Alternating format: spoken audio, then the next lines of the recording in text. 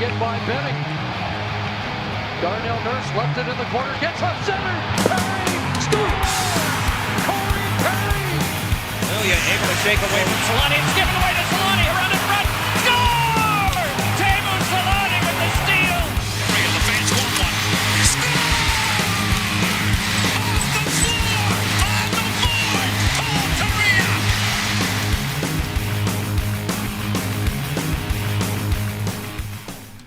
All right, we're back. Another episode of the Forever Mighty podcast. Haven't said that in a while. It's been typical. Not in 2023. Yeah, the first episode of 2023, and we're eight days in. But we took a nice hefty break for the holiday season. I think our last episode was the 13th or the 17th of December.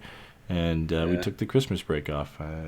Well, apparently the Ducks now. I was about to say like the Ducks did, but they actually went on a roll over the Christmas break. Say that right now. And a roll for the Ducks is winning 2 in a row and going 5-5-1 in their last 11. It's not exactly a roll, but when you're as bad as the Ducks have been this year, you can count it as a roll. The 2-game winning streak's still a winning streak. So. Yeah, 100%. It's like it's not going really the downhill roll. It's just like a slight bend down. You're just gonna get there, and then we're gonna slow up probably at some point. Yeah, only the Ducks could go 500 over 11 games and still get outscored 39-22, and have their goals per game dip lower than it was last time we checked in. Their goals against average dipped a little. It was a little bit better. To still allowing 4 goals per game. Power play was worse, but the penalty kill was better.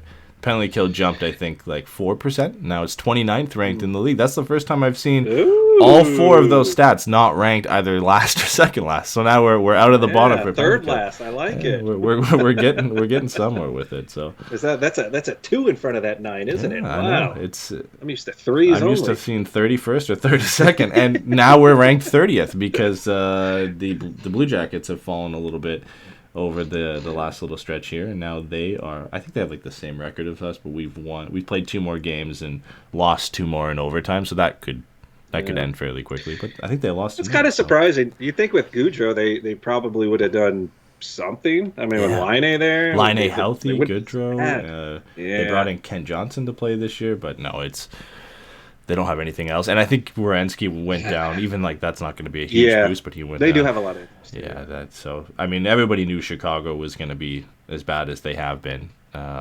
Arizona's there, San Jose, Montreal. So kind of all the teams everybody expected to be bad. There's really been no surprisers. Like Philadelphia last year, I don't think anybody expected them to be as bad as they were.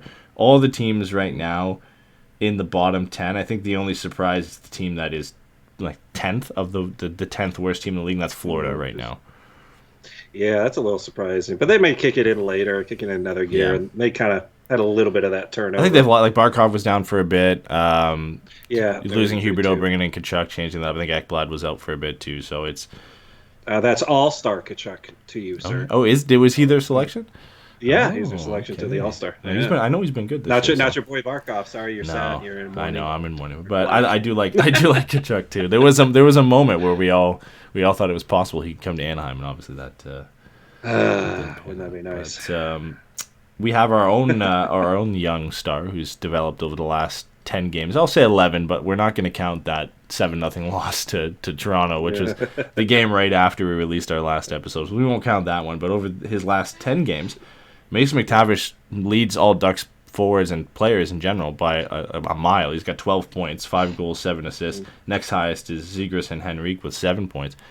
I don't remember when he was elevated to the top line. I don't think it was at the beginning of that 10-game stretch, maybe over the last 5 games or so. I think it's something like that. Like it was somewhat recently that Aikens kind of promoted him and kind of did that because I almost want to say it was maybe after the Philly game when we lost 4-1 and we just looked abysmal. I think at that point he's like, all right, let's shake it up, get Zegras on a different line because I mean you think with Zegras and Terry, I think they only have like 1 goal like in their last. I don't know, they started so hot and then it's not like it's fallen off. It just in the way they started, it hasn't been as consistent. So yeah. But yeah, I mean, half of those points come in the last 2 games because he had 6 points in the last 2 games and 4 points against the Sharks, and that shows from getting elevated to that top line. But it kind of feels like it. I would like to give Dallas Aikens credit and say it's it wasn't just random and it's progression over the season like we saw with Zegras when they were able to send him down to San Diego and get time at center and bring back up. Like, they've just slowly been building to this, and now we're like at that half-season mark, so maybe this was the point they felt it was possible. I don't know if I want to give him that much credit to say that it wasn't just a reactionary thing and it just worked out, but we've been saying all year, like, this guy needs to get – he's played well in a reduced bottom six role. He needs to get some top 6 minutes at center, and no surprise the way he's played this year that he ends up playing so well at that number one center role over the last little bit. Like, he really did. It's not like he looked better over the last few games compared to what he's looked like all season. I just feel like the opportunities are more playing in that top six, and he's obviously getting more minutes too. Yeah, and I would say that too. Just I was talking about, like, even he got the 4 points against San Jose, and he wasn't like super flashy, so it wasn't like something where I'm going like, wow, look at, he's just zipping all over the place. This guy's really just tearing it up now. And it's just like he just kind of kept doing his game, but he was doing it a little bit better. Granted, it's against San Jose, but he's demonstrated that over the last 10 games and whatnot of getting the on the score sheet, but not doing much different. And so that's kind of fun to watch. And then you just see probably as it moves along in his career, it's just like every year just makes another step, and he's just got a little bit more speed, a little more size, a little bit more instinct, a little more in the right spot at the right time, which is kind of a contrast to what you see with Zegras. Like, when he's zipping around and he's doing all his things, McTavish is just low key doing all the right things through the entire game. Yeah, like, when Zegras gets the puck on his stick, and most of the plays that he makes that result in him getting points are usually something at least a little bit flashy or exciting to watch. And McTavish, and not in the play style, he reminds me about the way kind of Getzlaf put up points, right? Where it's just like in a variety of different ways. And every now and then he'll show you like the shot McTavish had against the Sharks, like a really impressive, powerful shot, or he'll pull off a move or make a really good pass. We've seen that occasionally from McTavish. He has that in his skill set, but he's just kind of a guy who's just in the right places at the right time. You look at that other goal he had against the Sharks, like, it comes off the boards.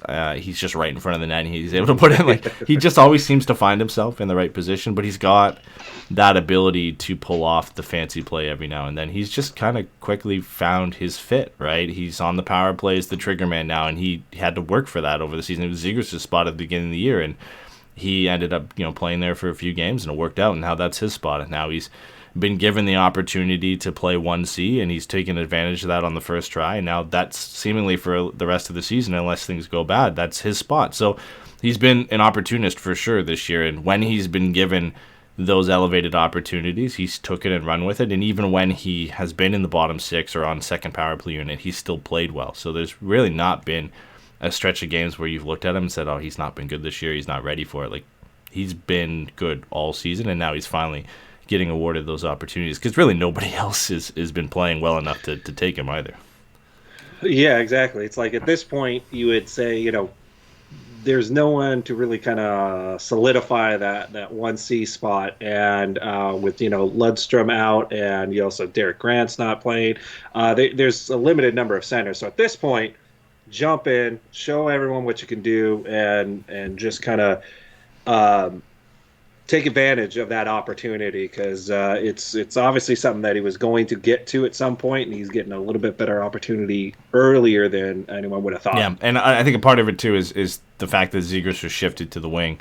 When he was playing with Henrique at center. Good. Yeah, he was splitting faceoffs with Henrique and winning a few every game, but it was struggling there. And I think they made the switch again to get a bit more continuity down the middle.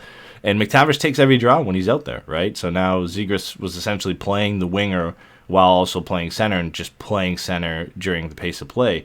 But I liked what I've seen from Zegras on the wing, a little bit less responsibility in his own end. Not that he's been a detriment there, but it gives an opportunity to a guy that looks like he can be a center, the prototypical type NHL center at this level, where he stepped in and taken that role. And Zegras could shift back to center at some point here, but I'd like to see him at wing for the next couple of games and just see how it goes. I was just going to ask him, well, do you really hate the fact that he's no longer center?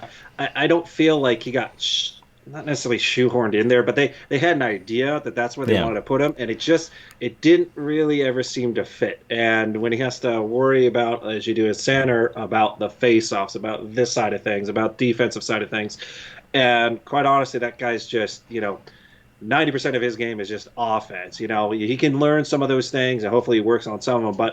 But I don't personally care if he tries really, really hard on defense. If he's giving me 110% on offense, I'm okay with that. Put somebody else in there who's going to maybe hopefully pick up that slack that he might be going off. But I mean, are you happier that he's more on the wing, or is it something where, you know, he's more dangerous if he stays in center? I think he's going to be dangerous no matter where he is on the ice. I'm it's kind of indifferent about it. Like, I don't think him playing at center awarded him any more opportunities than playing on the wing. And, like, the Ducks have a track record of guys who played center at the junior or whatever level they came from, of trying to play them at center if they had started or were drafted as centers and seeing it work out. Yeah. Sam Steele, Raquel, William Karlsson, they all started as centers, and whether, Raquel's case did not turn out to be a center, Sam Steele's case, he's playing center now, but was put at the wing a lot of times in Anaheim as well. So I'm not surprised they played him at center. They didn't have a lot of options last year, and he looked good when he did play at center. But I think this year, with McTavish being in the lineup, with Henrique, with Strome, like, you've got some other options, and it affords you that opportunity to play in the wing. And I think there's a lot of people out there who, from the beginning with Zegras, believed he'd be better as a winger. So I think his skill set suits it. I don't think he's going to be hurt by it. And I think the Ducks have enough other options to at least try it and see how it goes. But, I mean, at any point we could see it go McTavish and Zegras down the middle, and Henrique and Strome shift to the wing, or Strome gets put down to the third line, and they run with those three down the middle. So they at least have options to see how it works. Yeah, I'd rather have Zegras on the wing, less responsibility through the middle.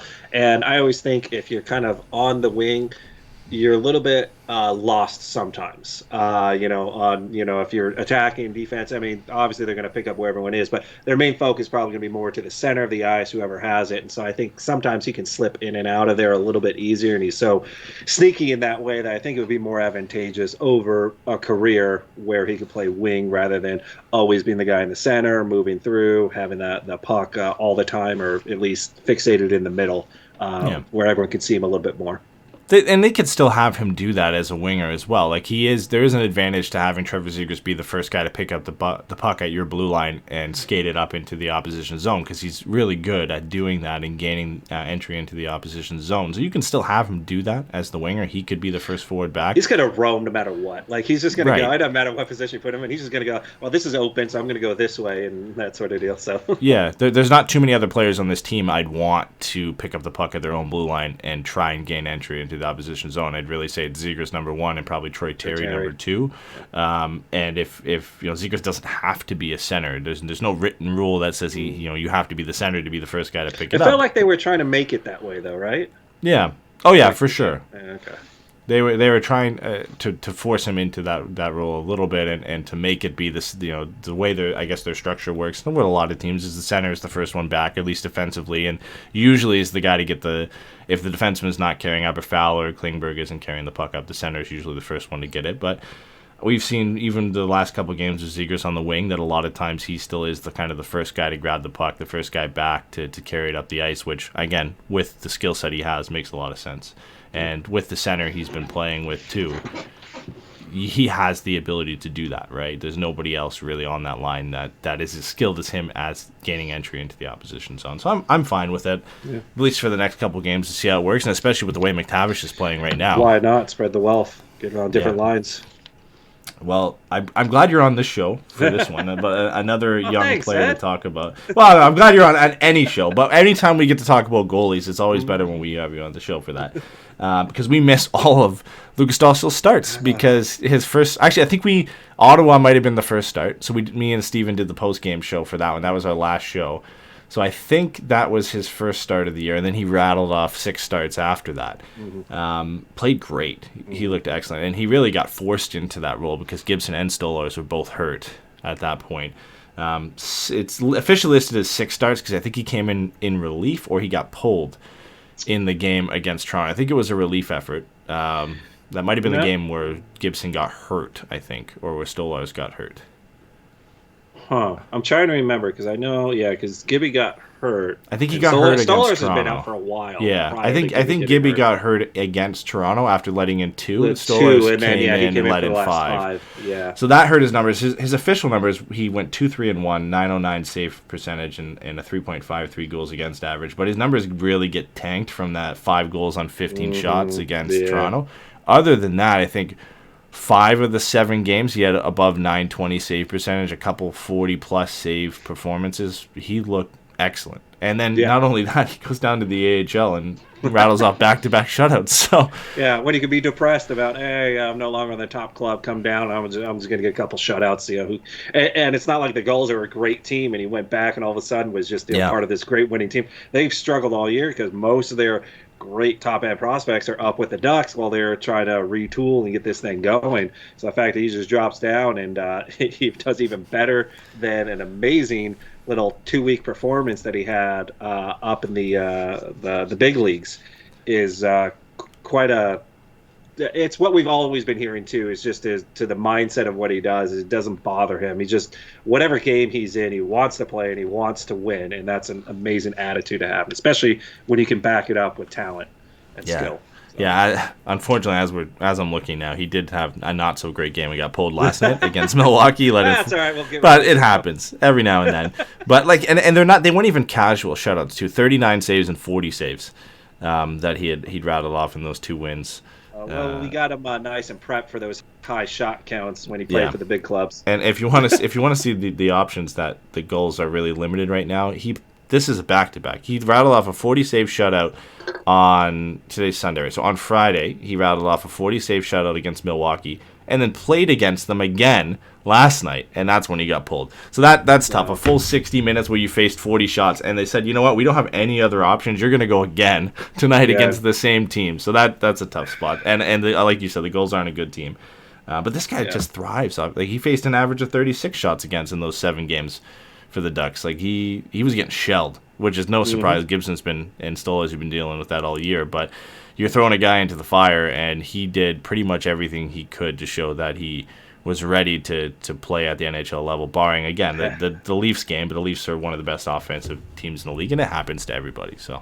And hell, you got a win against Connor McJesus in Edmonton. Yeah. So, I mean, if you can shut them down, I mean, obviously I think McTavish scored a goal, but I mean, if you can beat that team and that high-powered offense with the worst defense and worst goals against in the league, that's saying something. And on a personal note, my dad even knew who he was, and he's a Kings fan and also knows nothing about the internet or anything like that. So he's just like really old school, and he's like, "Well, you guys had that really good goalie. He played really well." And I'm like, "Oh, thanks, Dad." The news is spreading. He's the future. So like, you don't want to give Duck players compliments unless he really has to, but he did on that one. And I said, yeah, well, watch, hang around. That's the future. This guy's going to come in and do it. Obviously, at what point he kind of takes the reins is probably a few years away. I definitely think it's within their window. I think he starts his window the same time the Ducks really do, so it's kind of set there. That only obstacle that's kind of there right now is just Gibby and his contract, and when is it possible to move him, or if he's willing to move. I think at some point he will. I think the contract's a little bit hard because I think he's still got like 4 years on it. Yeah, and that's hard to put him on a team that would want to take on that contract and doesn't already have a really good starting goalie. So he's kind of stuck there. Stolarz is probably a piece you could move, but then that means you probably keep Gibby for 2 more years, and Dostal has to be a backup, which means he's not playing a whole lot of minutes. So it gets kind of, unless they do a 50-50, with Gibby and Dostal, that could be a possibility too. It's not the worst situation, I think, if he takes over the backup job next year. Similar transition to what we saw when Freddie backed up Hiller and took over the starting job, and then Gibby backed up Freddie and took over the starting job. So that's how you do it. Yeah, and I would honestly love to keep Stolarz too, if we could. It's just you can see Dostal is just that next level and is going to continue on that way. And as amazing as Stolarz is, I would imagine with this being a contract year again, we probably more than likely would trade him. If we were going to, I mean, not Gibby, if we trade a goalie at all. Not to say we even have to, next year. So we have 2 options, I guess, then, right? Is you either trade Stolarz now or let his contract run out, and then Dostal becomes the starter next year. I think if their plan is to bring Dostal up, then you likely move Stolarz at the deadline. So let's just say you have to move a goalie at the deadline. One of them comes back next year. So if you move Gibson, you sign Stolarz, you play him with Dostal, and they do a split. Or you trade Stolarz as the pending UFA, and you run Gibby as the 60% starter, and Dostal plays, the back-to-backs and a few odd games here or there. What would be your ideal situation? Crap. Well, there's two different things. There's what I know all the goalies can do, and where I feel we have the best opportunity. I also am conflicted because I think, well, what's good for the Ducks and what they're going to be doing in the next couple of years. Stolarz, even though I know he's a great goalie and he will flourish on whatever team he goes to next. He's just that good of a goalie. He absolutely can be a number one on most teams.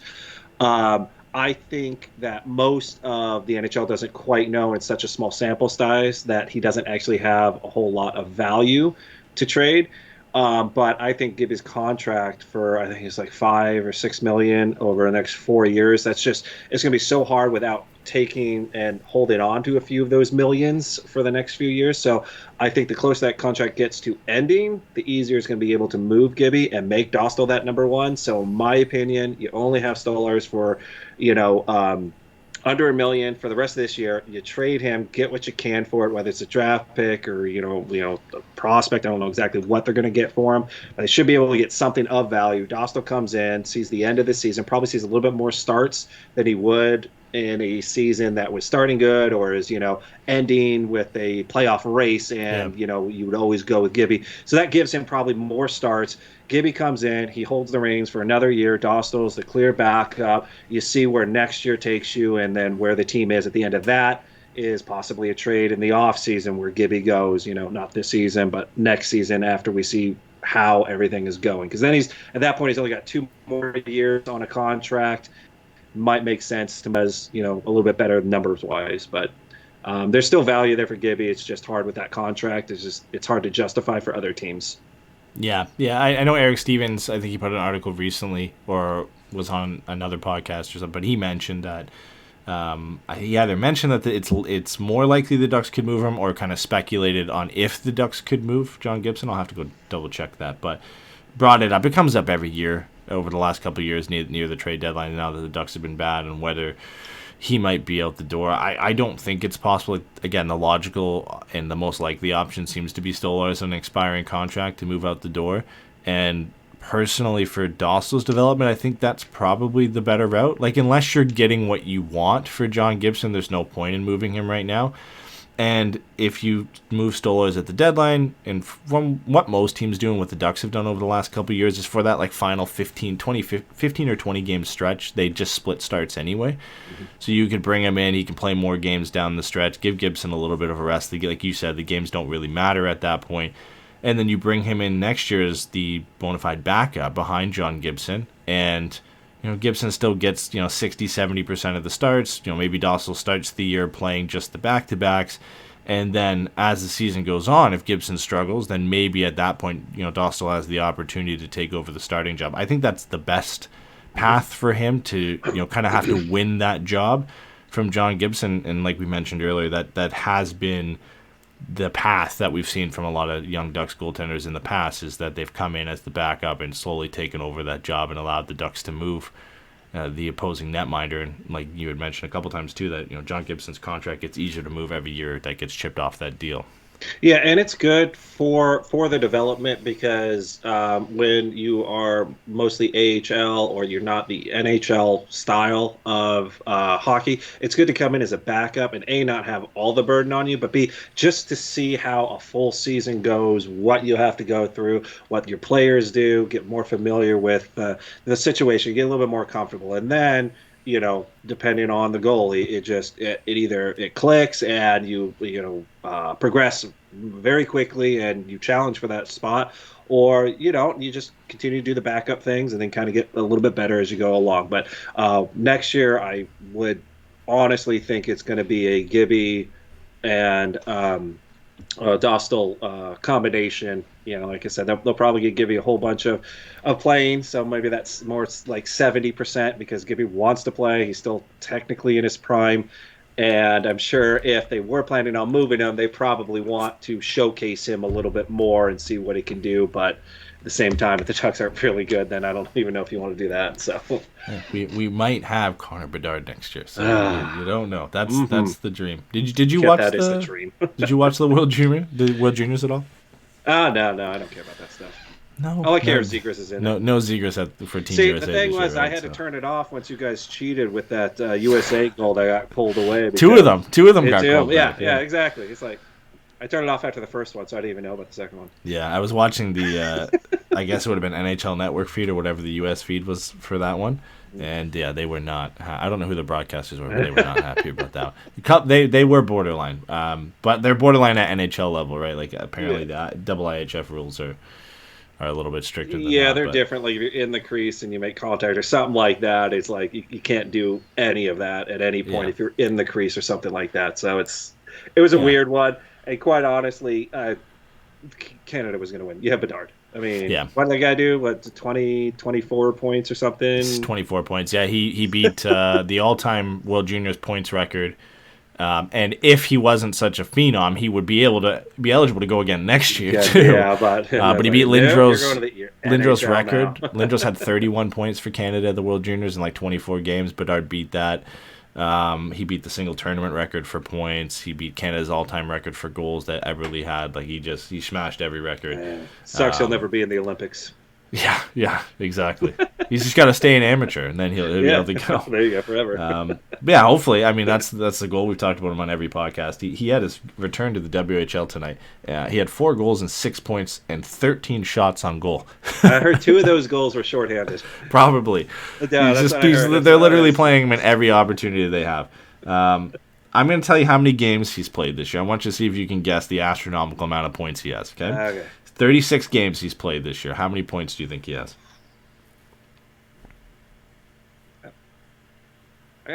I got to think somewhere in there he's about a 3-point a game person. So I'll go 95. Yeah, it's almost right on 93.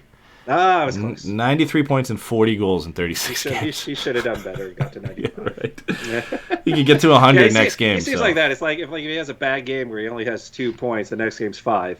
Yeah. So it's just like all right, I'll make it up on the next 2 games or whatever. Yeah, it's unbelievable territory. There hasn't been this much hype around a draft since McDavid, and you think back to Crosby and whatever. So Columbus, Chicago, Anaheim, and he was a roller hockey player too. Yeah. I saw that little feature at the World Juniors. So, and apparently he smashed everything in his parents' house. Well, they just let him play hockey. I saw that too. The same base twice. Yeah. It helps when.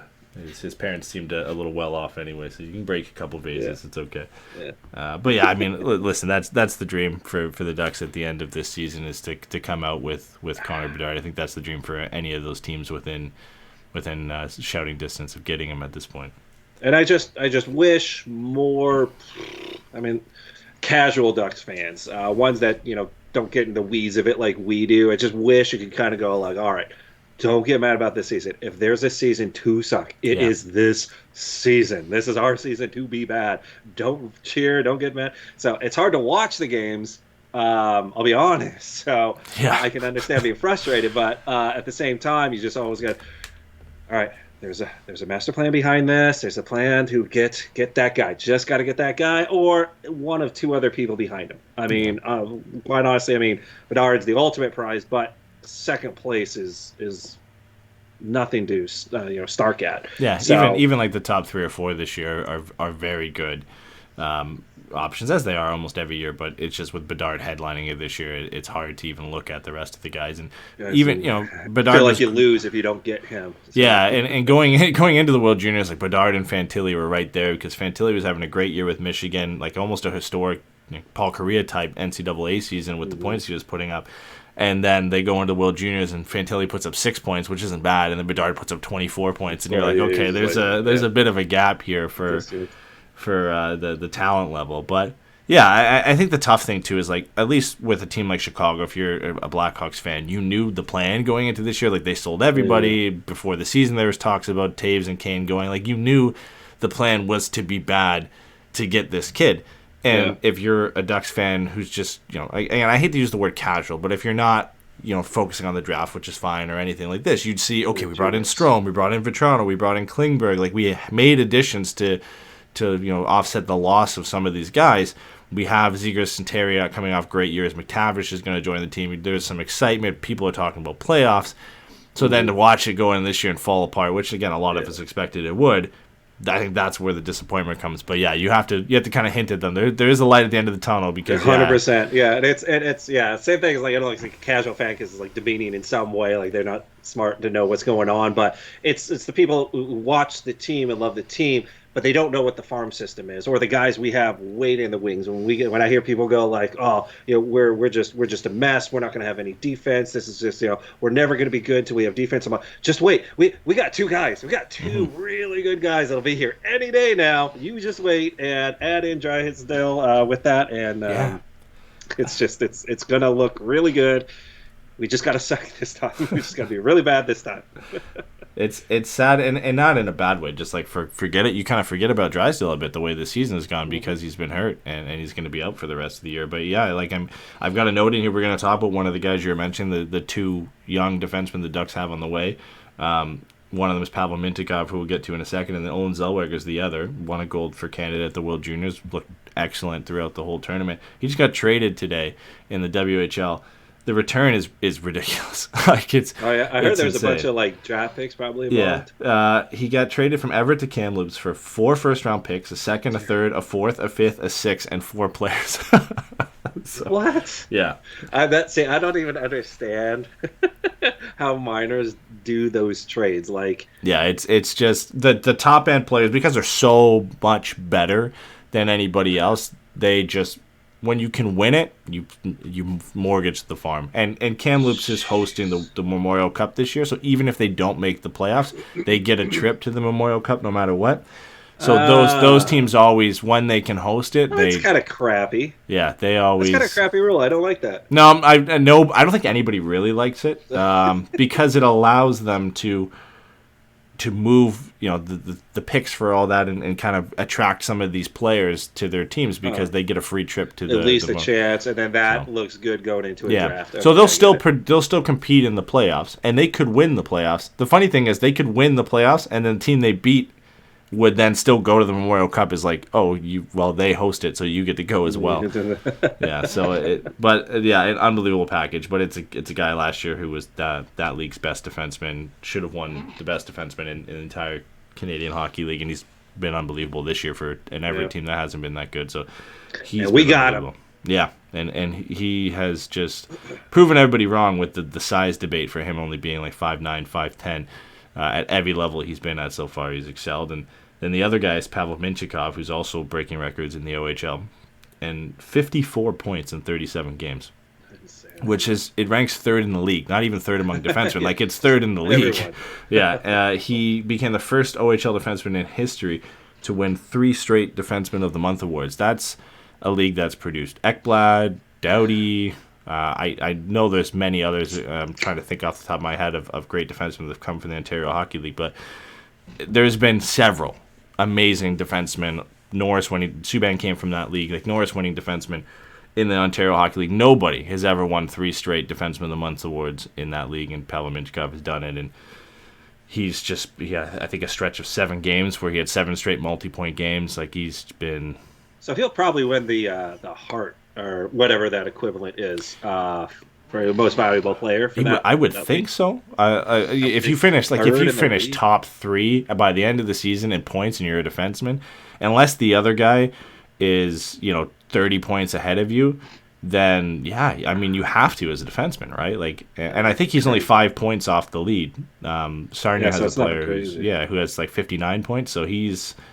It's not like Bedard has 96 points above him, right? Like he's only 5 points off the lead, and I think he played last night and had 2 goals and an assist. Like it's just he's like a forward out there. It's unbelievable. Yeah. So if you're concerned with the Ducks defense and how it's looked this year, you've got two really, really good young players on the way to add to Drysdale. So it's and not to mention Tyson Hines at the World Juniors. He a really good, steady defensive defenseman. He had a great tournament too. So you've got a lot of good young defensemen on the way. So add Bedard to that, and it's looking good. Exactly. Embrace the suck, people.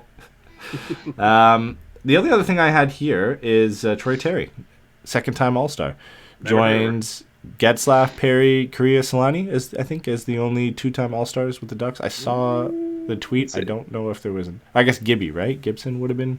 Yeah, Gibby's done it multiple times. I know, because usually if he goes, he then immediately sucks for the rest of the season. Yeah. Like horrifically bad. Yeah.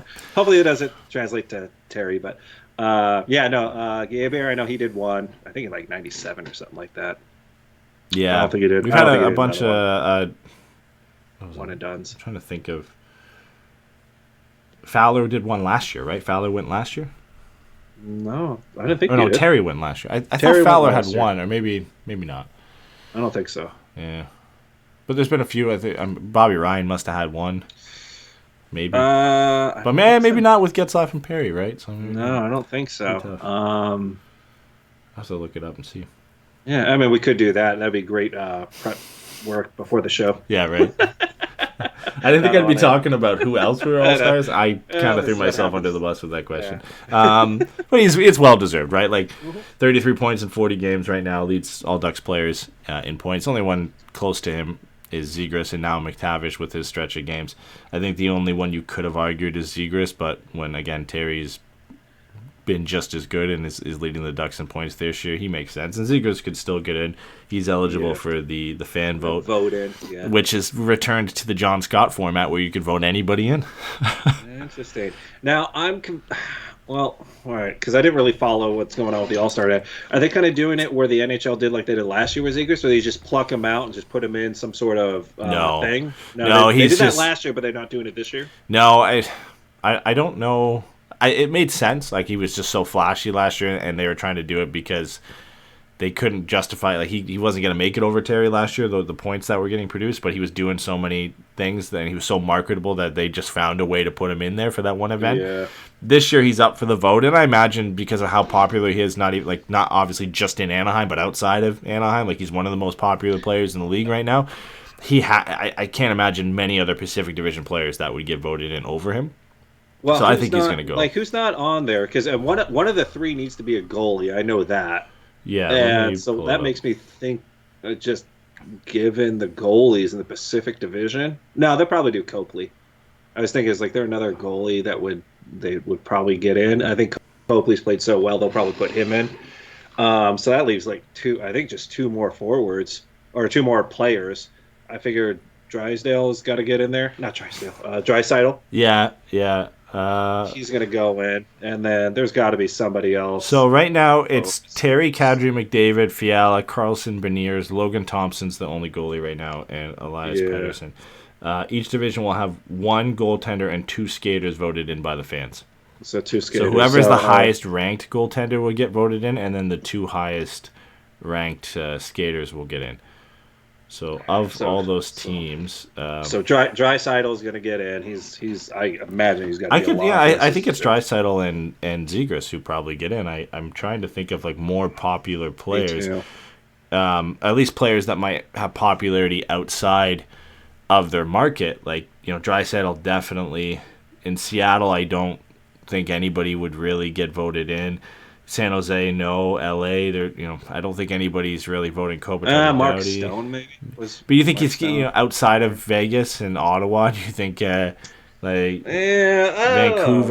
Horvat, Miller? I just think in terms of popular, because it's a fan vote. It's everybody, right? It's not just your fan base. I would say the most popular player outside of Draisaitl probably is Zegras. And I wouldn't even be surprised to see Zegras get the most votes just because of how popular he is right now. So I would imagine Zegras gets voted in, or the NHL rigs it so he can be in or something. Yeah, there you go, right? Draisaitl probably gets in, and then the other goalie, I honestly don't know. I would either say Gibby gives him the chance if they want to try. No, I don't even want to. I just don't even think anybody would vote Copley. him. I would just say Copley. I think Copley could get voted in. I think because there's no one. Markstrom might get voted in. He hasn't been that good. Yeah, but it's just down to the fan vote, right? Like they could vote. Yes. But other than that, like Demko's injured. He's not showing up. No one in Vancouver will be showing up. Yeah. San Jose, no. Seattle, no. San Jose, there's no way they're getting a goalie for that one. Yeah, so I can see Copley. I can see people voting Arizona. Copley, feeling good about how he's played this year and helping LA. I could see him going. He deserves to go out of any other goaltenders here. If we're talking about guys who deserve to go. And he's been hot real recently, too. It just depends whether or not people know him.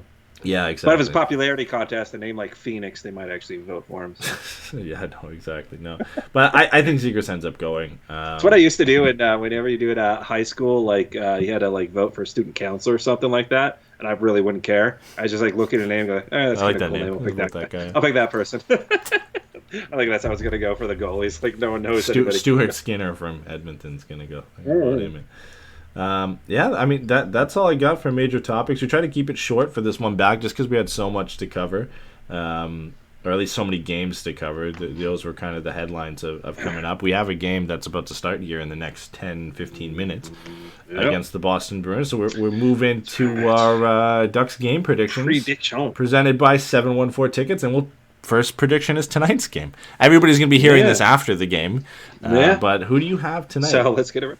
I got Boston. I don't know. Man, this could go so many different ways. I feel Boston's the top team in the NHL. The Ducks are just barely beat San Jose, but Boston also beat San Jose pretty handily. I just think Boston's too good, even though they're playing back-to-backs in less than 24 hours and traveling from San Jose down to Anaheim. I still think sometimes you're just kind of still in that hockey mode, and when you're as good as that team is, and especially as much as they score, I was looking at their stats earlier, like everything's in the top 3 or 4 in the league, and the Ducks are like everywhere in like the bottom 3 and 4 in the league between goal scores, goals against, power play, penalty kill. I mean, just all of that stuff. So hopefully maybe they take the Ducks lightly, but I doubt it. They're just too good and too experienced to do that. So I don't think the Ducks get to that magic number 3 win tonight. Yeah. The only regulation loss, or the last regulation loss Boston has, is November 23rd against the Panthers. Other than that, they lost against Vegas. They lost December 9th, 4-3 against Arizona. But they've had one regulation loss in the last 2 months. Over the last 12 games, they're 10-0-2. And like you mentioned, they are the second highest scoring team in the league, the best defensive team in the league, the 4th best power play, and the best penalty kill. And the Ducks are on the opposite end of that spectrum. I don't see this one going well. If they win, it's going to have to seemingly be an overtime or a shootout. And they're going to have to have probably a 45, 50, or a UC Saros type night for 64 saves or something like that. So that's I'm going to say the most obvious answer here is going to be a Boston win. Hopefully it's just not ugly. It's not like a 6-0, 6-1 or something like that. If they keep it close and have a good game. My prediction is they'll keep it kind of close, and then Boston does what they do is they just grind it out, and then we'll actually just win it late. That's 4-2 kind of game. Yeah. Okay. Wednesday. So all 3 games are at home. Wednesday, January 11th, 7 p.m. start. Anaheim against Connor McDavid and the Oilers. What do you got for that one? Well, with no Dostal, I would probably say Edmonton is also likely gonna to win this one. I mean, Edmonton's such an oddity. They score a lot of goals, but they allow a lot of goals. It just depends if they score a ton of goals. If they score enough, there's enough time in between the Boston game and when Anaheim plays Edmonton, because they don't play until Wednesday. There's 2 days in between there. A lot of times they can kind of get things together. So I still have to kind of put Edmonton on this one. But I also would have put Edmonton the last one, and Dostal proved me wrong on that. So, I'll give the Ducks, because I think they'll lose the other 2 games because of just how good New Jersey and Boston are. I'm going to give them the edge here. I think they'll get a win. I think it's going to be a high-scoring game, like a 4-3, 5-4 type game. But I think it'll be an overtime, and I'll give them the win because I just don't want to say they're going to lose every game the way they've been playing. So I think Edmonton's so bad defensively, and the Ducks have shown in some games that they can score a lot of goals, and usually when they score a lot of goals, they also allow a lot of goals too. So I think that one's going to be a high-scoring affair. But also the Ducks edge them out in that one. And then the last game of the week, they get the weekend off. It's Friday, January 13th, another 7 p.m. start against the New Jersey Devils. The big surprise this year, second in the Metro, 25 wins out of 40 games. What do you got for that one? Well, a Friday of the 13th game. Already. Don't like it. Yeah, already not a good one. Number two, the real reason that they will lose this game. It's not that New Jersey is great and the Ducks are struggling as a team. It's that me, Pat, and Dave will all be at that game. Oh, so that's that was our Christmas gift. So we are the Hex. I'm sure I will spend more money than I absolutely should be spending, just to drink enough to dull the pain of another horrible Ducks game. I just assume because any game I go to is going to be horrible. So I'm the kiss of death. They will lose that game. Yeah, I think even though New Jersey has been bad as of late, they've lost 10 of their last 14. I just think the role that Jack Hughes is on, he's going to roll into this game and just obliterate the Ducks. He's got 8 goals and 2 assists in his last 5 games. He's got 26 goals on the year. The team plays well enough, and I think for this game they don't play a back-to-back. It's the first of a back-to-back, so they play the Kings on Saturday. So they won't be tired for that game. They'll be well-rested. They have 3 days off from their last game against Carolina, so they'll be a well-rested team. I think it's probably get over here earlier, hang out for a little bit. Yeah. So I think that one's going to be a loss, and it'll be fun for Zegras and Jack Hughes and know their buddies, so that will be a fun game for them. Hopefully they go back and forth and dueling hat tricks or something like that to make the game interesting. Sure. But, yeah, as it is every week with these predictions, they're usually not that exciting to talk about because it's usually, the Ducks will probably lose. But, yeah, I think they ultimately lose that one against New Jersey before heading on a 5-game road trip for the next couple of weeks. Well, that adds a 10-game homestand. That's just it's sanity. That's weird. Yeah, I haven't 10 home, had 5 on the road. I haven't had many of those long homestands, I think, for a while. So, yeah. All right, well that does it. You got anything else you want to hit on? Or? No, I'm just glad to be here in a new year. Didn't I like Eddy with the beanie look. That's real cool. Yeah. I just you got to rock the Christmas stuff, right? So yeah, right. That's what this is. Yeah, I noticed that when I first came on the reverse retro. I still have to get finally. One of those, Thank you, Dave. You got a name on the back yet or no? Oh hell no. No, rocking it. No, I mean I can, but I like rocking them blank. I support the team. Yeah. I don't really need. I think all my jerseys are blank except for the 2 I've gotten as gifts. One's a Korea and one's a Perry, and the rest of them are blank. Oh yeah, I won one, which is a Teemu Selanne one, which a signed Teemu Selanne one. So I actually won that one in a raffle. So I don't wear that, but that's the only one I have that's actually got like a name and number on it. Yeah. No. Yeah. I think. Well, the Korea one again was a gift, but it wasn't signed. But yeah, if it's signed, you got to have the number on the back. Like the Perry one I have is signed, and I don't wear it anymore. But you got to have the name and number on the back for that one.